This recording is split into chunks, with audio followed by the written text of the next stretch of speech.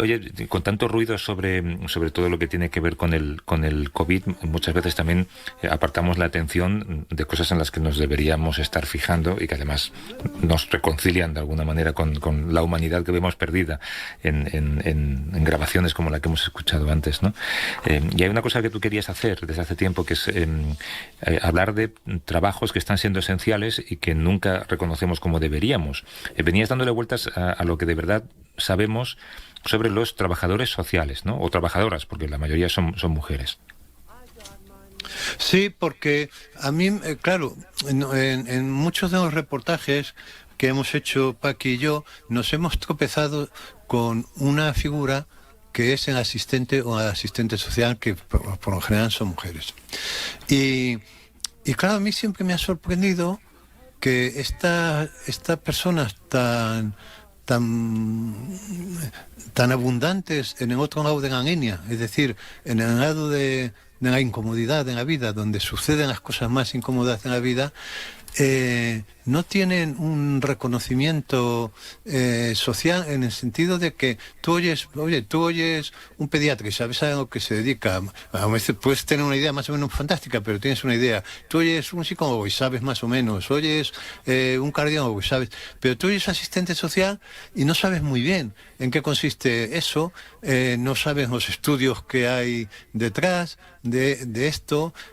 Incluso identificas a asistencia social como una forma de caridad, como una forma, como alguien, identificas a asistente social como alguien que tiene una sensibilidad especial, pero no le das un corpus de profesional y tal. Y claro, pero la sorpresa que yo me he encontrado, seguramente debido a que estos estudios son muy vocacionales, porque es un poco impensable que alguien se dedique a esto si no es por vocación, no que alguien llegue a esto por casualidad. Y lo que siempre me ha sorprendido, decía a mí, es el discurso de esta gente. Siempre me ha gustado mucho. Me los he encontrado en residencia de ancianos, en las colas del hambre, en sitios distintos, porque están atendiendo a los niños sin escolarizar, que a ancianos en una residencia, y dices, y en todos los casos me ha fascinado el discurso que tenían sobre la realidad y sobre su trabajo, ¿no? Y muchas veces pues lo hemos comentado con Paqui, ¿no? Es decir, oye, esta gente la gente no sabe que es un asistente social, pese a que tienen una presencia enorme, ¿no? Y creo que sería bueno, ¿no? Darles, saber quiénes son, ¿no? Y dónde están. Que sujetan vidas enteras. Pues mira, quiénes son. Aquí solamente tenemos una presencia de 4 personas, pero son muchos. Loreto Aranda Sánchez, que es trabajadora social, directora de programas sociales en Hartford, profesora asociada en el grado de Trabajo Social en la Universidad de Comillas. ¿Cómo estás, Loreto? Buenos días. Hola, buenos días, Javier. Juanjo. Pues Rubén Yusta Tirado es trabajador social de la Residencia de Mayores de Sanitas. ¿Qué tal, Rubén? ¿Cómo estás? Buenos días, ¿qué tal? Concha Vicente, que es trabajadora social, jefa del Servicio de Trabajo Social del Hospital Gregorio Marañón y profesora asociada en la Universidad Complutense. ¿Qué tal, Concha? ¿Cómo estás? Hola, buenos días. Bien, gracias. ¿Vosotros? Muy bien. Y María Fernández es trabajadora en Servicios Sociales del Ayuntamiento de Madrid, en La Latina. ¿Qué tal, María? ¿Cómo estás? Hola, buenos días. ¿Qué tal? Lo primero, compartís esta idea que transmitía Juanjo de que la vuestra, a pesar de ser una profesión tan encomiable, es una profesión muy poco visible, Loreto. Poco conocida. Quizás yo creo que lo que se ha reducido nuestra profesión, o lo que se puede conocer de una manera más coloquial, es que nos dedicamos a la gestión de recursos, de prestaciones, y tenemos otras funciones, ¿no? O el objeto de nuestro trabajo, ¿no? Intentamos generar cambios en el bienestar de una persona, de una familia. Entonces va más allá de trabajar desde, de dar un recurso ante una necesidad que puede haber. Trabajamos más en términos también de prevención, en lo comunitario, acompañamos. Entonces, todas estas ideas yo creo que se han un poco como diluido, ¿no? Simplemente damos recursos cuando hay una necesidad o actuamos cuando hay una situación de pobreza. Entonces, como vamos más allá, yo sí creo que hay confusión, ¿no? Que no se visibiliza nuestra función. De hecho, la primera confusión, Concha, es que un trabajador social no es solamente una persona con buenas intenciones, como decía Juanjo, ¿no? Se ignora que tenéis una formación cualificada. Sí, indudablemente. Esto que dices es muy, muy importante, porque además los contextos en los que estamos son muchos y muy variados, y dependiendo del contexto donde vamos a intervenir, indudablemente nuestra especialización, si tú quieres, va a ir en una línea o en otra. No es lo mismo formar parte de un equipo de salud mental comunitaria, por ejemplo, que estar trabajando en Cañada Real, porque nuestro objeto va a ser el mismo, ¿no? Que van a ser todos esos malestares psicosociales que acompañan a la gente. Pero en salud mental te vas a preparar, obviamente, mejor y todo lo que puedas en clínica, en escucha, en fin, en intervenciones grupales, familiares. Mientras que en Cañada vas a llevar un recorrido formativo probablemente mucho más extenso en desarrollo comunitario y en técnicas comunitarias, ¿no? O sea, y así podríamos seguir, claro, en cada uno de los contextos en los que estamos. Claro, sí. Porque cada uno de vosotros trabaja o ha trabajado en contextos y en sectores muy diferentes. Por ejemplo, Rubén, tu trabajo está enfocado, ahora creo, a las personas mayores que viven en residencias, ¿no? No sé muy bien en qué consiste tu trabajo. Pues sí, yo trabajo en residencia de mayores. Sí que ha habido un cambio muy importante, sobre todo con todo el tema de la llegada de la pandemia. Nosotros, en circunstancias normales, pues sí que participábamos en el desarrollo social de los usuarios y las usuarias, promoviendo la dignidad en el trato, la dignidad en el cuidado. Y sobre todo, yo creo que desde la postura del trabajo social, pues siempre estábamos intentando que hubiese una percepción de este tipo de recursos como unas instituciones en las que había una continuidad de la vida, ¿no? Que no se identificara la residencia de mayores como unos recursos de fin de vida, sino unas instituciones en las que las personas pues siguen teniendo sus objetivos, siguen teniendo un desarrollo vital, y yo creo que es ahí donde las trabajadoras sociales pues intervenimos y estábamos muy presentes en todo esto. Perdona, Javier, porque veo que Rubén tiene un máster en gerontología, y esto es un poco lo que decía antes Loreto, ¿no? Que después de los estudios, en fin, generales, ¿no? Que son muy amplios porque incluyen psicología, sociología, historia, pedagogía, en fin, salud, pues hay gente que se especializa en esto. Y esto de un máster en gerontología, a mí me parece que es una cosa muy seria en un momento en el que el viejo está muy poco considerado en las sociedades actuales, ¿no? Decir que poca gente, esto que has dicho tú me parece muy importante, pensar que el viejo todavía puede tener un proyecto de vida, ¿no? Y que esto no se reconoce. Claro, efectivamente. Yo creo que además como trabajadoras sociales tenemos la suerte de estar en una profesión que tenemos tantos ámbitos de intervención y es tan diferente los ámbitos entre sí, que luego nosotros y nosotras nos vamos especializando y vamos identificando un poco el ámbito que más nos gusta o con el que queremos intervenir. Y sí que es verdad que en gerontología pues existe en los últimos años una evolución de todas las intervenciones que se están haciendo, y yo creo que a día de hoy el trabajo social sí que es uno de los motores de cambio más importantes que está teniendo este ámbito.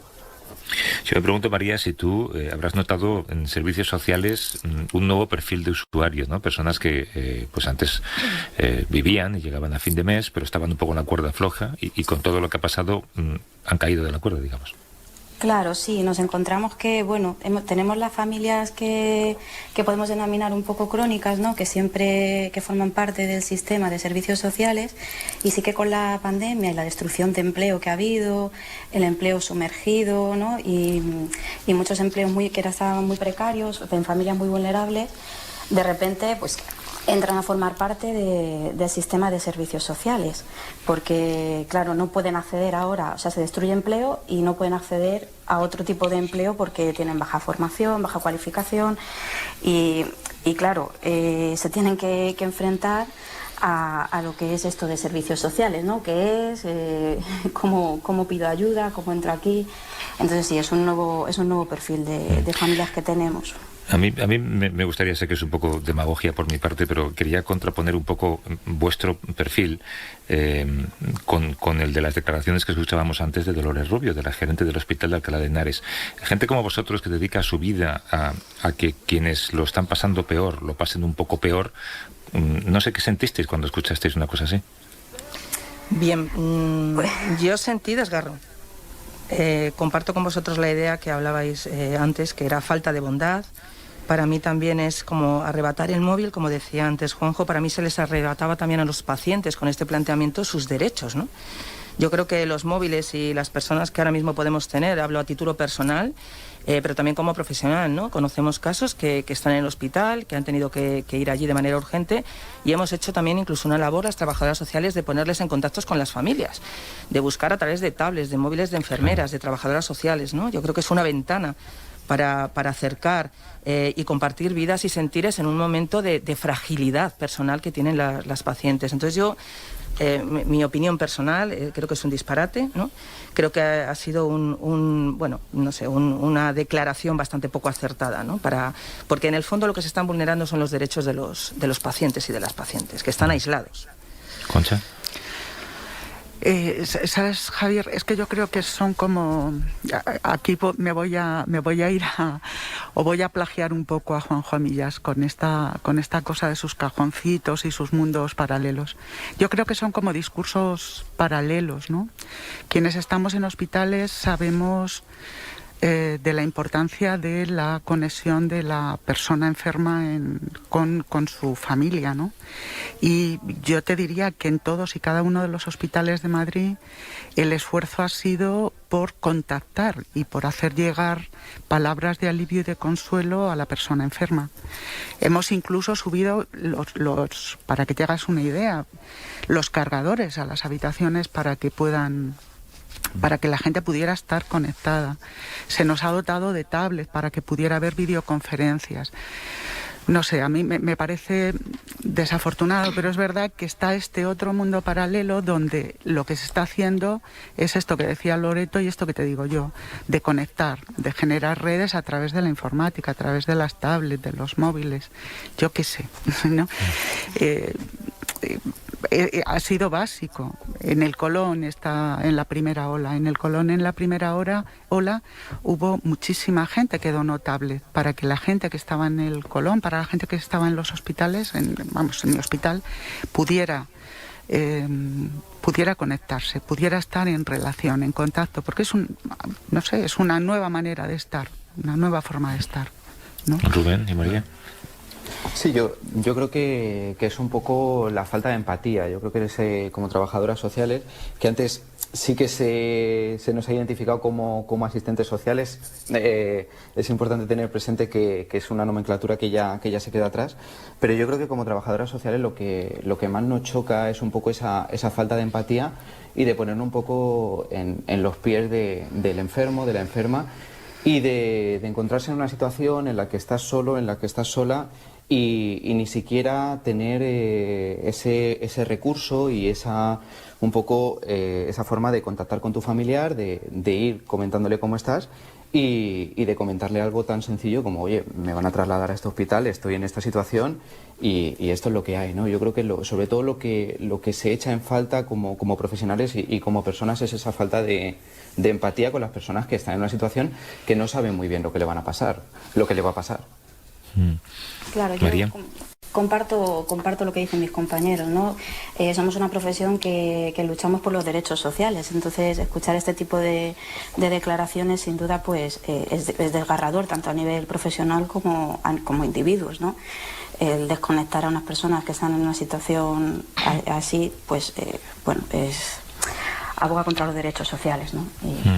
Curioso este verbo que acaba de usar Juanjo, María, desconectar, que es un verbo que se asocia mucho también a situaciones extremas en un hospital y fíjate, lo podemos aplicar también a algo tan extremo como cortar la comunicación de alguien, ¿no? Desconectarle de su familia y de su realidad. Sí. Y antes comentaba esto que no me acuerdo quién, que se donaron muchas tablets, ¿no? Y entonces yo, fíjate, se utiliza el mismo verbo que de donar órganos. Dice, soy yo donante de órganos, no soy donante de tablets, porque realmente la tablet o el móvil es un órgano ya. es un órgano vital, ¿no? Tú lo comparabas con un riñón al final, ¿no? Oye, yo me pregunto, Claro. Concha, especialmente tú que has desempeñado y desempeñas tu labor en el lugar más afectado por la pandemia, que es el hospital, ¿no? Los hospitales. Si realizáis un poco labores como de contacto espiritual, ¿no? De compañía espiritual. Sí, indudablemente. La gente está muy sola y la gente cuando está en el hospital, porque además por protocolo, lógicamente las visitas se reducen a la mínima expresión. Seguimos un protocolo muy estricto. Entonces la gente necesita hablar y además te cuenta cuál es su manera de agarrarse al mundo, cuáles son sus aspiraciones, su fe, ¿no? Y sí, contactamos y ponemos en contacto con, pues desde el párroco católico al imán en un momento dado o al pastor protestante. Sí. Es una faceta bien importante y poco conocida, es verdad, ¿no? Uh-huh. Hay incluso bodas in extremis, ¿no? Sí. Sí, es súper curioso esto. Yo no sé, uno lo piensa en televisión y en cine, pero verlo en el hospital es como extraño. Y allí estamos nuevamente con la tecnología que hablábamos antes, ¿no? Porque estas bodas se pueden hacer, lógicamente, con tablet, conectados al juzgado, donde el juez está en el otro lado y está hablando con la persona que está hospitalizada y con el futuro partener, bueno, con la pareja, ¿no? Es increíble pensar que esto iba a pasar, Concha, que veríamos bodas en las que hasta el juez está en una pantalla. Es tremendo, pero es esto y son los procesos de incapacitación y son los procesos de internamiento involuntario, ¿no, Javier? O sea que la tecnología es verdad que ha llegado para quedarse, para muchas cosas, ¿no? Me parece, sí. Claro, tú, Rubén, también estarás escuchando tantas historias de gente mayor y gente con miedo, me imagino, ¿no? Sí, porque además sobre todo yo creo que hay una cosa que no se tenía muy en cuenta a la hora, sobre todo al principio, ¿no? Yo creo que en los meses de marzo, abril y mayo, cuando todo esto empezó, cuando todos y todas estábamos un poco que no sabíamos qué estaba pasando, empezábamos a ver síntomas en los usuarios. Y todo el revuelo mediático que había alrededor de las residencias de mayores, yo creo que nos faltó algo muy importante en relación a las nuevas tecnologías, y es darnos cuenta que toda esta información también le llegaba a las personas que estaban en el foco, ¿no? Cómo recibe una persona de 80, 90 años la información de que van a ser las personas más afectadas en otros centros residenciales, están muriendo muchas personas con estos perfiles y claro, intervenir en esos procesos, intervenir con estas personas que de repente ves que en cuestión de horas tu salud está cambiando, te estás encontrando en una mala situación, estás en un centro en el que solamente estás rodeado de profesionales, pues la verdad que ha sido bastante complejo. Estoy pensando yo en la importancia de las manos, ¿no? Porque hace unos meses tuve que hacerme yo una prueba de estas que te meten en un tubo, ¿cómo se llama? Un escáner. Un escáner, sí, de estos. Y en cuando se empezó a deslizar la cosa esta hacia adentro, yo dije, no puedo, porque me daba una claustrofobia enorme, ¿no? Y dije, no puedo hacérmelo. Y entonces los técnicos están allí, hombre, pero es no puedo porque me dio un ataque de pánico. Entonces un técnico pasó y dijo, no se preocupe que yo me doy una mano. Y entonces me hice la prueba con contacto simplemente de la mano, y aquello me hizo soportar el ataque de claustrofobia. Estoy pensando, por las escenas que hemos visto en televisión y todo esto, ¿no? Lo importante que son ahora las manos de los seres humanos, ¿no? Simplemente para tocar, para calmar, ¿no? Dar la mano a alguien, o tocar en el hombro, o tocar en la frente, ¿no? Y, claro, porque yo me pienso en una situación de esas y pienso eso, una mano que te toque ya es como una tabla de salvación, ¿no? Concha. Sí. Tú lo habrás visto muchas veces en el hospital, ¿no? Sí. y es verdad, ¿no? O sea, me parece... Y fíjate que ahora las manos también es verdad que están muy limitadas, porque el saludo está muy limitado. Yeah. O sea, dar la mano ahora casi es un acto de osadía. Pero hay maneras de acompañar con la mirada, de abrazar con la mirada y ¿por qué no? Sí, indudablemente también arropar con las manos, ¿no? Pero yo sinceramente es lo que más echo de menos en un momento dado, ¿no?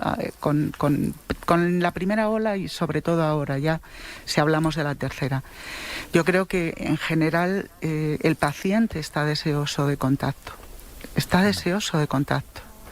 El paciente y qué carajo, yo también, ¿no? Y supongo que todo el mundo. Estamos necesitados de contacto. Cuando alguien ha perdido un familiar en el hospital que viene a contarte, ¿no? Has estado en contacto con él, le has acompañado en todo ese proceso. Y vienen llorosos a decirte. Entonces es una escena donde estás ahí, lo espontáneo es querer abrazar a esa persona, ¿no? Decirle, bueno, lo siento, ¿no? Y no sale, y al pobre hombre o a la pobre mujer tampoco le sale, ¿no? Pero son abrazos ahí a medias, ¿no? Entrecortados. Hay mucha necesidad de contacto, creo, ¿no? Sí, yo sí, si me permitís, Javier, Juanjo, un poco en la línea de lo que estáis comentando. Yo estoy como voluntaria en mi barrio, en una zona de Madrid, en Villaverde, participando en la coordinación y en la gestión de, es un término que no me gusta, ¿no? Lo de las colas del hambre, porque de alguna manera yo creo que el primer pilar aquí para poder trabajar con las personas que lo necesitan es un poco, no sé, salvaguardar su dignidad, ¿no? Y sí que es cierto que estas personas cuando vienen a recoger esa cesta de alimentos que por otro lado está donada por vecinos y vecinas del propio barrio, pues no vienen solo a recoger la cesta, no vienen solo a por la leche para sus hijos, a por productos de primera necesidad, sino vienen también a buscar esa mirada, ¿no? Ese apoyar el brazo, ese dedicarles tiempo, escucha activa. Va más allá de poderles dar una serie de recursos que son materiales, sino el poder empatizar, ¿no? Son tiempos que, como digo yo, esa fragilidad personal y social, añoramos la vida de antes, las rutinas, pero hay una parte esencial que es la dignidad de la persona. Entonces yo creo que empatizamos de esa manera, con la mirada, como dice Concha, con el brazo y pues dedicando tiempo. Yo creo que aquí lo fundamental también en nuestra profesión es el tiempo que podamos dedicar a las personas. Decía antes María que atendía a familias que ya conocían, que las ha definido como crónicas, porque su situación se había cronificado desgraciadamente, situación de pobreza o de necesidad, y que de repente había una avalancha de familias que venían de otros ámbitos, de la clase media, en fin. Y me quería saber hasta qué punto estas nuevas familias que están llegando, su situación se está cronificando también. ¿Hasta qué punto tenemos un horizonte de cronificación de la pobreza extrema sin que se le vea que los poderes públicos, en fin, estén poniendo remedio a esto? Bueno, yo creo que hay incertidumbre, ¿no? O sea, como tenemos ahora en todos los ámbitos, pues en este ámbito también. No obstante, nosotros hacemos una labor de acompañamiento, ¿no? De intentar que esas personas se vuelvan a insertar en el mercado laboral como agentes de cambio, que ellos movilizar a las personas y que ellos mismos sean al final partícipes de su propio proceso y responsables de su situación, ¿no? Esto ha sido una pandemia mundial que ha afectado en lo laboral y ha afectado en lo sanitario. Bueno, es una crisis estructural y social también, ¿no? Entonces, ¿que si se va a cronificar o no? Pues no, claro que no. Tenemos que tener esperanza y tenemos que acompañar en este proceso y pensar que, la gente tiene muchas herramientas. Nosotros como profesionales hacemos diagnósticos sociales, hacemos un estudio, una valoración, ¿no? Con la formación que tenemos. y establecemos un diseño de intervención social conjunto con la familia y con la persona para que pueda salir de esa situación. Antes es verdad que usé la palabra crónicos y bueno, quizás no estaba bien utilizada, ¿no? Me refería a familias que tienen muchas dificultades de insertarse laboralmente, pero que por supuesto que en algún momento podrán salir de la exclusión social, ¿no? Del proceso de exclusión social. Al final es un proceso. No sé si puedo anotar algo en esto. Una de las cosas que a mí personalmente me ha producido más dolor y me ha como cuestionado más ha sido la situación de familias enteras que estaban, yo digo, sobreviviendo, estaban con un techo de cristal y la llegada de la pandemia les rompió todo. Tenemos una gran cantidad de población, sobre todo población emigrante, que estaba sostenida, ¿no? Sostenida en situaciones muy precarias, con familia transnacional, allá en país de origen, aquí sobreviviendo, ¿no?